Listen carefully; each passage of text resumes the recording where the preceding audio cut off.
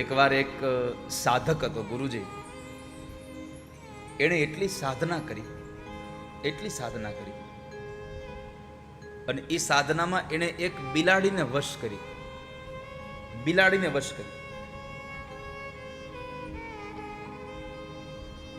પછી એણે એના મિત્રને કીધું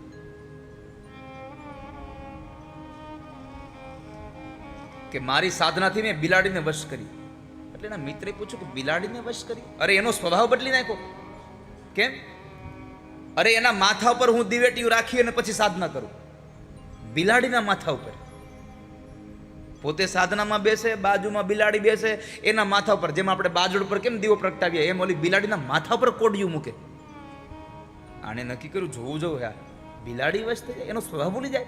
આ દુનિયામાં માણસ પોતાનો સ્વભાવ ન બદલે, મૂળ રૂપને તો ભૂલે જ નહીં, ગમે તેમ કરો તોય.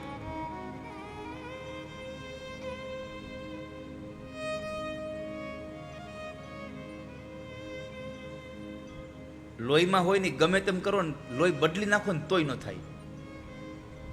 આપણે નથી કહેતા લોહીના સંસ્કાર છે, અને એ તમે ગમે તેમ એ છુપાવવા કરે ને તોય તમને દેખાય તો જાય જ. ગમે તેમ કરે, એના મૂળ સંસ્કારો તમને દેખાડ્યા વગર રહી ન શકે. આ મનુષ્ય માત્રની પ્રકૃતિ છે. અરે જીવ માત્રની પ્રકૃતિ છે.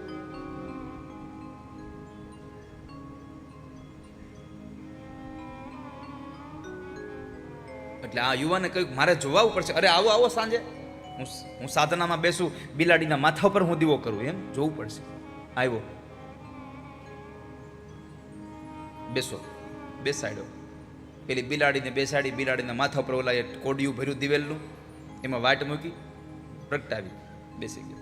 જુઓ છે ને કેવું પડે. પણ ઓલો માણસ બહુ તૈયાર હતો. એ આવ્યો ને ત્યારે એની હારે થેલીમાં એક નાની એવી ઉંદડીનું બચ્ચું લાવ્યો. ઉંદડી. અને ઓલાને ખબર ન પડે એમ ઉંદડી જરાક થેલીમાંથી કાઢીને આમ ઓલી બિલાડીની સામે ઉંદડી મૂકી. પછી બિલાડી શું કરે? એવી છલાંગ લગાવી, કોડિયું ઉડીને સીધું ઓલાના ખોળામાં. આ એક માત્ર ને માત્ર રૂપક સાથે મારે તમને કહેવું છે કે કોઈ પણ પ્રકૃતિ હોય પણ એ મૂળ સ્વરૂપમાં આવ્યા વગર રહી ન શકે.